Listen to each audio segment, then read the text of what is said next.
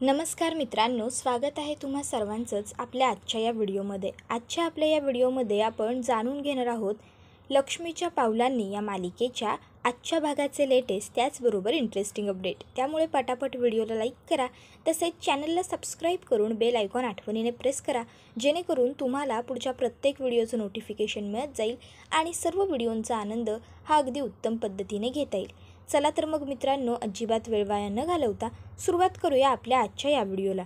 तर आता आपण इथे असं पाहतो की कला आणि अद्वैत यांच्या खोलीमध्ये पूर्णपणे आग लागलेली असते. सगळं काही अगदी जळून चाललेलं असतं. आता सगळे घरातले सदस्य हे त्यांच्या खोलीबाहेर जमा झालेले असतात आणि सगळेच कला व अद्वैतला हाका मारत असतात.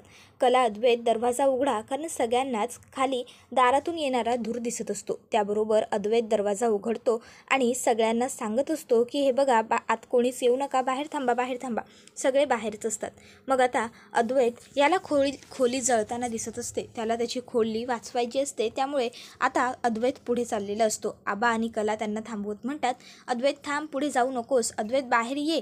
अरे अद्वैत, तुला त्रास होईल. सरोजसुद्धा म्हणत असते, अद्वैत बाहेर ये, आत जाऊ नकोस.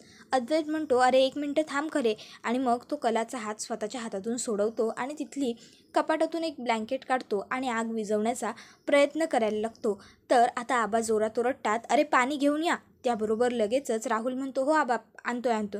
आणि मग तो, रॉकेट, नैना हे सगळेच पाणी आणायला जातात. पाणी घेऊन येतात. कला, अद्वैत हे खोलीमध्ये पाणी मारत असतात. रॉकेटसुद्धा त्यांना सहकार्य करत असतो. आता ह्यांचं हे कार्य सुरू असतं, तर इकडे रोहिणी मनात विचार करत असते, एवढा प्लॅन करूनही या दोघांना काहीच झालं नाही, दोघंही व्यवस्थितच राहिलेत. तर आता इकडे कला, अद्वैत, रॉकेट जीवाच्या आकांताने पाणी ओतून आता खोलीतली आग विझवण्याचा पुरेपूर प्रयत्न करत असतात. कसं बसं आता त्यांनी खोलीतली आग विझवलेली असते.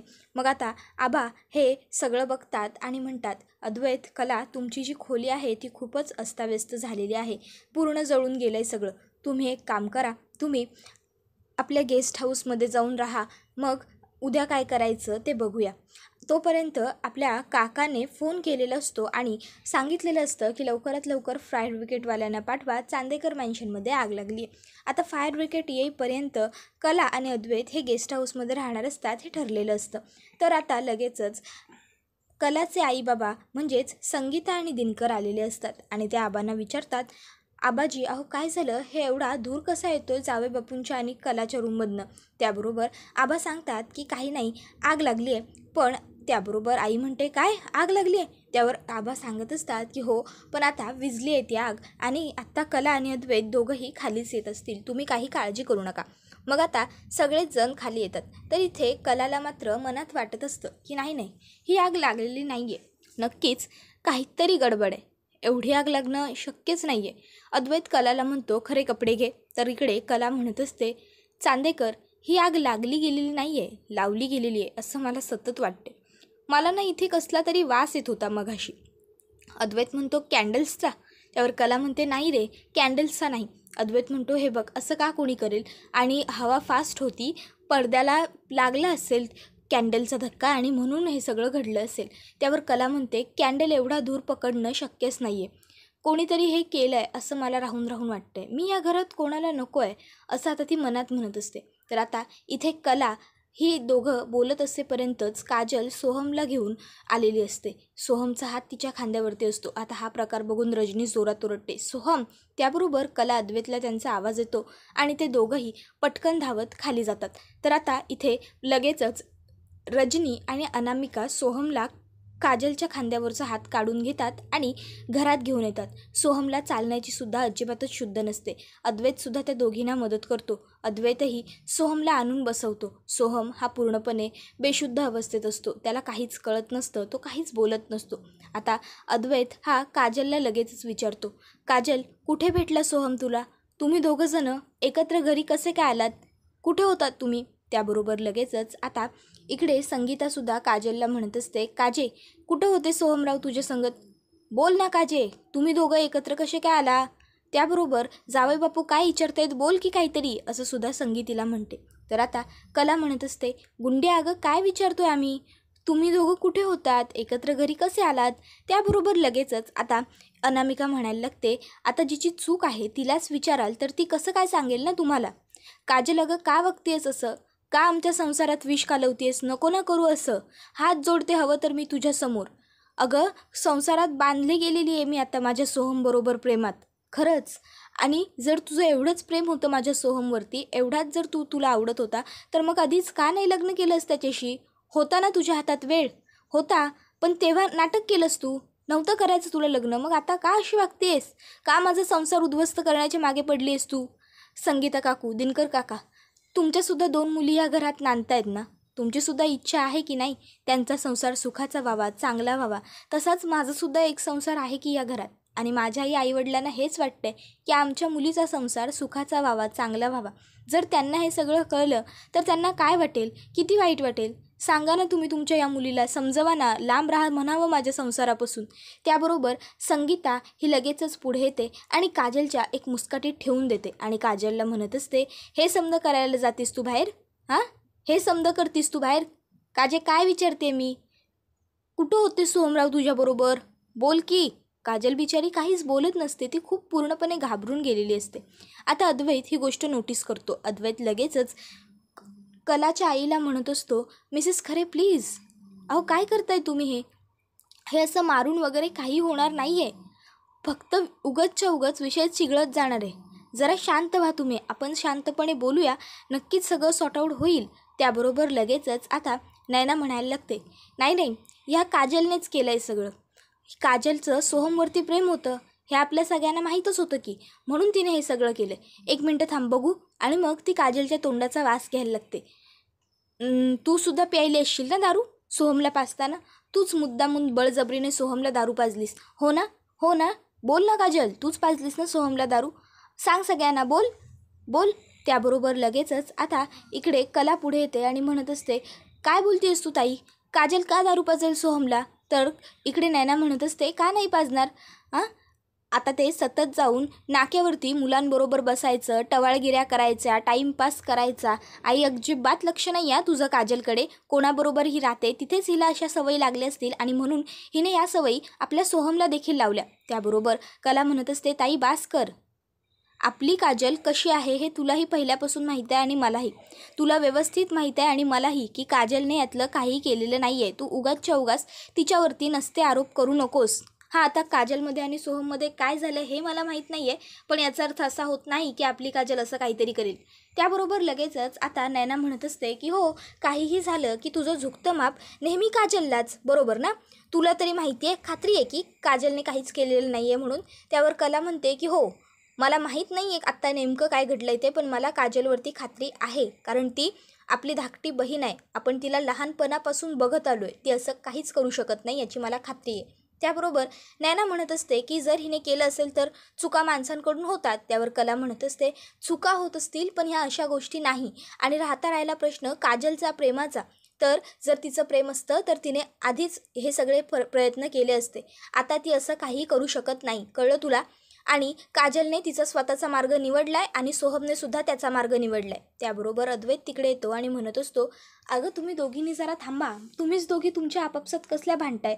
त्याबरोबर लगेचच आजोबा म्हणतात, अद्वैत बरोबर बोलतोय. हे बघा, भांडण्याने प्रश्न सुटणार नाही. तुम्ही सगळ्यांनी घरात या, आपण घरात बसून व्यवस्थित बोलून घेऊ. त्याबरोबर लगेचच आता काजल ही चांदेकरांच्या घरात जाण्यासाठी पाऊल उचलते, पण पुन्हा ते पाऊल मागे घेते. त्याबरोबर लगेचच आता संगीता तिला म्हणत असते, तुला ही अक्कल आहे की त्यांच्या घरात पाऊलही ठेवायचं नाही आहे म्हणून. मग तुला हे कळत का नाही आहे की अद्वैत रावांपासून, सोहम रावांपासून दूर राहायचं? का उगाचच्या उगाच तू असं वागतेस? त्याबरोबर आता दिनकरसुद्धा आलेला असतो आणि दिनकरसुद्धा काजलला म्हणत असतो, काजे, अगं त्या दिवशी तुझी पगारवाढ झाली. आपल्या घरात माझ्या आईचा आणि तुझा हाच विषय चालू होता की तू स्वतःला सावरलंस, स्वतः ह्या समद्यातनं बाहेर पडलीस आणि आता चांगली पायावर स्वतःच्या उभी बी राहिलीस. मग हे समद काय आहे? कशापायी चाललं हे समद? त्याबरोबर आता मात्र बिचारी काजल खूप हर्ट झालेली असते. खरं तर काजलची या सगळ्यात काहीच चूक नाही आहे, पण तरीसुद्धा सगळेजण काजललाच दोष देत आहेत. बाबा म्हणत असतात, काजे, काय विचारायलोय मी? सोहमराव तुला कुठं घावलं? काय आहे हे समद? बोल की काजे. त्याबरोबर आई काजलला म्हणत असते, अगं आता बोलती का देऊ एक परत मुस्काटीत? त्याबरोबर मात्र काजल आणखीन जास्त घाबरते आणि काजल म्हणते, आई प्लीज. आणि मग आता काजल ही रडत रडत काही उत्तरं न देता तिकडनं निघून गेलेली असते. आता ही तर रोहिणी आणि नैनासाठी आहे ती संधीच असते. नैना म्हणत असते, झाले ड्रामेबाजी सुरू. काजल काहीही उत्तर न देता रडत इकडनं निघून गेली. याचा अर्थ हे सगळं काजलनेच केलं. काजलने जबरदस्ती बळजबरीने सोहमला दारू पाजलेली असणार, म्हणूनच कोणत्याही प्रकारची उत्तरं वगैरे न देता ती निघून गेली. त्याबरोबर लगेचच कला नैनाला म्हणते, गप्प बसताई जरा तू. तर आता इथे रॉकेट म्हणतो, मावशे तू थांब, मी जाऊन बघतो. आणि मग आता रॉकेट हा काजलला बघण्यासाठी तिकडनं गेलेला असतो. आता रॉकेट हा गेल्याबरोबर कलाला मात्र काजलची काळजी वाटत असते. अर्थात धाकटी बहीण आहे तिची, काळजी वाटणं हे स्वाभाविक आणि साहजिकच आहे. तर इकडे आता लगेचच रोहिणीने आगीत तेल ओतायला सुरुवात केलेली असते. ती म्हणत असते, बघा बघा, म्हणजे ही काजल कोणत्याही प्रकारची उत्तरं न देता फक्त रडायचं नाटक करून इकडनं कशी निघून गेली, इथून कशी चालती झाली ते बघा. मी तेच म्हणते, ह्या खरेंच्या तिन्ही मुली ना अशाच आहेत, नाटकी. पहिली एक मुलगी आपल्या घरात घुसली, त्यानंतर दुसरी घुसली दुसऱ्या कारणाने, आणि आता तिसरीला घरात घुसायला जमत नव्हतं ना, म्हणून हे सगळे नाटकांचे प्रकार यांच्या घरी सुरू आहेत. खरं तर ना, खरेंच्या मुलींवरती चांदेकरांना त्रास कसा द्यायचा याचे संस्कारच केलेले आहेत असं मला वाटतं. बघताय ना. आणि सरोज वहिनी, अगं तू तरी काहीतरी बोल, कारण आबा तर काही बोलणार नाहीच आहेत ना. डॅड, तुम्ही तर नेहमीप्रमाणे गप्पच बसणार आहात. त्याबरोबर आता मात्र आबांना राग येतो आणि आबा हे लगेचच रोहिणी आत्याला म्हणतात, रोहिणी गप्प बस तू, आणि आता तू इथं काही बी बोलायचं नाही, समजलं तुला. त्यावर रोहिणी म्हणते, का नाही बोलायचं आबा? जर तुम्ही कोणी बोलणार नसाल ना, तर मग मीच बोलते स्पष्टपणे. सोहमने आणि अनामिकाने ना त्या काजलपासून अलर्ट राहायला हवं, कारण तिला यांचा सुखाचा संसार बघायचाच नाही आहे. सतत यांच्या संसारामध्ये ती विष कालवण्याचा प्रयत्न करत असते. बघताय ना, आतासुद्धा सोहम तिच्याबरोबरच आला, म्हणजे तिला काय दाखवून द्यायचं आहे की बघा कसा सोहम माझ्या आठवणीमध्ये रोज दारू पितोय, दारूच्या आहारी जातोय, दारूत बुडतोय, नशेत बुडतोय. म्हणून तिने खरं तर हे सगळं केलं. मला माहिती आहे ना ती मुलगी कशी आहे ते. त्याबरोबर आता इथे हे सगळं ऐकताना अनामिकाला मात्र खूपच जास्त मजा येत असते. तिला आनंद होत असतो. ती खाली बघून हसत असते. तर आता इथे रोहिणी म्हणत असते, बरोबर ना मिसेस खरे, तुमच्या मुलींवरती तुम्ही हेच संस्कार केलेत ना की आम्हाला चांदेकरांना कसा त्रास द्यायचा. त्याबरोबर लगेचच आता इकडे संगीता खाली येते आणि आबांसमोर हात जोडायला लागते. ती आबांना म्हणत असते, आबाजी, ओ आबाजी, अहो माफ करा आमसनी, मी खरं सांगतो, अहो ह्यातल्या आमसनी बी काय बी ठाव नव्हतं बघा. अहो आमच्या घरी आम्ही आमच्या पोरीसनी हे समजा नाही हो शिकवत, खरंच सांगायलोय. त्याबरोबर लगेचच आता कला ही आईला म्हणत असते, आई अगं काय चाललंय तुझं, तू कशाला माफी मागतेस? हे बघ, तुला तुझी बाजू वगैरे मांडण्याची खरंच काही गरज नाही आहे. त्याबरोबर लगेचच संगीता म्हणायला लागते, कले तू गप्प बस. हे बघ, चांदेकर आमचे याई आहेत आणि त्यांच्या मनात कोणता बी गैरसमज असन तर तो दूर करणं हे याई म्हणून आमचं कर्तव्य आहे. त्यामुळं मी तेच करतोय. आणि मग लगेचच पुन्हा संगीता माफी मागायला लागते, माफ करा बघा आबाजी. त्याबरोबर कला म्हणत असते, आई अगं हे बघ, तुला खरंच बाजू मांडायची गरज नाही आहे. सगळ्यांना माहीत आहे की तुमची यात काही चूक नाही आहे, प्लीज. त्याबरोबर लगेचच संगीता ही कलाला म्हणते, तू गप्प बस कले. आणि मग ती सांगायला लागते, अहो आमच्या घरला तर सोहमरावांचा इशय बी नसतोय. हे समजा आज काय घडलं आमसनी बी नाही ठाव, अघटित झाली आहे, पण माफ करा आमसनी. आमची ह्या समद्यात काही बी चूक नाही. तरी बी जर तुम्हासनी आमची चूक आहे असं वाटलं असेल तर खरंच मी माफी मागतो तुमची. त्यानंतर आता रात्र झालेली असते. कला ही तिच्या सासूच्या म्हणजेच सरोजच्या खोलीत आलेली असते. आता कला खोलीत आल्याबरोबर ती सरोजला विचारत असते, सरोज मॅडम तुम्हाला एक विचारायचं होतं. सरोज म्हणते, बोल. कला सरोजला विचारत असते, सरोज मॅडम आज दुपारी आपल्या घरात एवढा सगळा तमाशा झाला, म्हणजे सोहम आणि काजलवरून एवढे सगळे बोलत होते, पण तुम्ही मात्र तिथे काहीच नाही बोललात, तुम्ही शांतच होतात, असं का? त्याबरोबर आता लगेचच इकडे सरोज सांगायला लागते, सकाळी घरात सगळेच जण भडकले होते, सगळेच जण बडबडत होते. अगोदरच विषय चिघळला होता. जर मी काही बोलले असते तर अजून वाद वाढला असता आणि मला चांगलं घरामध्ये सगळं असताना उगाचच्या उगाच वाद नको होता, म्हणून मी गप्प राहणं पसंत केलं. त्याबरोबर आता हे ऐकून कलाला खूप बरं वाटतं. कला म्हणते, सरोज मॅडम जर असं असेल ना तर खरंच खरंच ही आपल्या चांगल्या नात्याची सुरुवात आहे, ही आपल्या चांगल्या नात्याची एक पॉझिटिव्ह गोष्ट आहे असं मला वाटतं. त्यानंतर आता दुसऱ्या दिवशी कला ही अंघोळ करून आलेली असते, तर अद्वैत हा गेस्ट रूममध्ये बसून त्याचं काम करत असतो. कला येऊन अर्षाच्या समोर उभी राहते, तर आता अद्वैत हा तिच्याकडे बघायला लागतो. अद्वैत कलाकडे एकटक बघत असतो. केस मोकळे सोडलेली कला खरोखर खूप छान आणि सुंदर दिसत असते. आता कलाचंही लक्ष अद्वैतकडे जातं. दोघंही अगदी 1 ते 2 मिनटं एकमेकाला आरशातूनच निहाळत राहतात. त्यानंतर आता कला मागे फिरते. बघता बघता ती अद्वैतच्या जवळ यायला लागते. बघता बघता कला आता अद्वैतच्या खूप जास्त जवळ आलेली असते. अद्वैत कलाला म्हणत असतो, खरे काय करतेस? मागे हो. त्यावर कला म्हणत असते, नाही. अद्वैत कलाला पुन्हा म्हणतो, खरे अगं खरंच लांब हो, काय करतेस? कला म्हणते नाही. आता खरं तर कला ही खूप रोमॅन्टिक झालेली असते, तर अद्वैत हा काम करत असल्या कारणामुळे तो कलाला म्हणत असतो, खरे बाजूला हो, मी खरंच काम करतोय, खरंच सिरियसली बाजूला हो. कला त्याला नाही म्हणत असते. तर आता कला आणि अद्वैत हे दोघंजणं चांदेकर ज्वेलर्समध्ये पोहोचलेले असतात. चांदेकर ज्वेलर्समध्ये पोहोचल्याच्या नंतर आता ते तिथे बाहेर बोलत उभे असतात. आता ही गोष्ट राहुलपर्यंत पोहोचते. त्याला कळते की कला आणि अद्वैत हे दोघंही जण इथे ऑफिसमध्ये आलेले आहेत.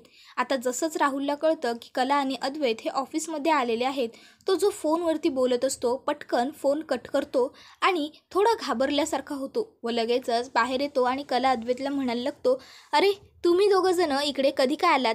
कळलंच नाही. त्याबरोबर लगेचच आता अद्वैतला तर त्याच्यावरती डाऊट येत नाही, पण कलाला मात्र राहुलवरती पक्का डाऊट आलेला असतो. कला मनातल्या मनात विचार करायला लागते की हा फोनवरती बोलत होता ना, मग याने आम्हाला बघितलं तसा लगेच फोन का कट केला? नक्कीच काहीतरी गडबड आहे, तर काहीतरी शिस्त आहे एवढं नक्की. अद्वैत मात्र या सगळ्या गोष्टींचा विचार करत नसतो. त्याला काहीच फरक पडत नसतो, कारण त्याच्या भावावरती पूर्ण विश्वास आहे. मित्रांनो, आजचा एपिसोड हा इथेच संपतो. व्हिडिओ आवडला की व्हिडिओला लाईक करा, तसंच चॅनलला सबस्क्राईब करून बेल आयकॉन देखील प्रेस करायला विसरू नका, जेणेकरून तुम्हाला पुढच्या प्रत्येक व्हिडिओचं नोटिफिकेशन मिळत जाईल आणि सर्व व्हिडिओंचा आनंद हा अगदी उत्तम पद्धतीने घेता येईल. मित्रांनो, आपल्या चॅनलवरती सर्वच मालिकांचे रोजचे अपडेट रेग्युलरली येत असतात, त्यामुळे प्लीज आपल्या चॅनलला आठवणीने सबस्क्राईब नक्की करा, जेणेकरून तुम्हाला पुढच्या प्रत्येक एपिसोडचं आणि सगळ्याच मालिकांचं मनोरंजन स्वीकारता येईल. तसेच आपला हा व्हिडिओ तुमच्या जास्तीत जास्त कुटुंबांबरोबर, मित्रपरिवारांबरोबर सुद्धा नक्की शेअर करा, जेणेकरून त्यांनासुद्धा आपल्या अशाच उत्तम व्हिडिओंचा आनंद घेता आला पाहिजे. आता तरी सध्या अनामिका ही घरातली खूप चांगली सून आहे. घरातल्या सगळ्या सदस्यांचा तिच्यावरती सून म्हणून विश्वास आहे. पण ज्यावेळेस सगळ्यांना सत्य कळेल की अनामिका किती नालायक आहे, किती नीच आहे, सोहमला दारूच्या आहारीसुद्धा तिनेच घालवलं आणि त्याची बर्बादी करण्याचा प्रयत्नसुद्धा तीच करते, त्यावेळेस घरातले सगळे सदस्य कसे रिॲक्ट होतील आणि काजल मात्र सोहमला वाचवण्याचा प्रयत्न करते आणि ज्यावेळेस ही गोष्ट सगळ्यांना कळेल त्यावेळेस सगळ्यांना काय वाटेल, काय रिॲक्ट करतील सगळे आणि काजलची माफी मागतील का? तुम्हाला काय वाटतं ते सगळंच आम्हाला कमेंट करून सांगा. तर दुसरीकडे आता कलाला ही तर खात्री आहे की कोणीतरी मुद्दामून त्यांच्या खोलीमध्ये आग लावली होती, कारण तिला खोलीत पेट्रोलचा वास येत होता. मग आता कला याच्या शेवटच्या मुळापर्यंत जाणार का? त्यातच आता तिला आणखीन एक क्लू सापडलाय, तो म्हणजे राहुल ऑफिसमध्ये कोणाबरोबर तरी फोनवर बोलत होता आणि ज्यावेळेस ते दोघं गेले त्यावेळेस फोन कट केला. बऱ्याच गोष्टी आता कलाला लिंक लागतील का आणि कला ही आता सगळं काही व्यवस्थित करू शकेल का? तुम्हाला काय वाटतं ते कमेंट करून सांगाच. पण नेमकं काय घडतं हे सगळं जाणून घेण्यासाठी आपल्या चॅनलला सबस्क्राईब करून बेल आयकॉन प्रेस करा, व्हिडिओला लाईक करा, जास्तीत जास्त शेअर करा, कमेंट्स करा आणि तुम्हाला नवीन कोणत्या मालिकांचे अपडेट हवे आहेत ते आम्हाला कमेंटमध्ये सांगा. धन्यवाद.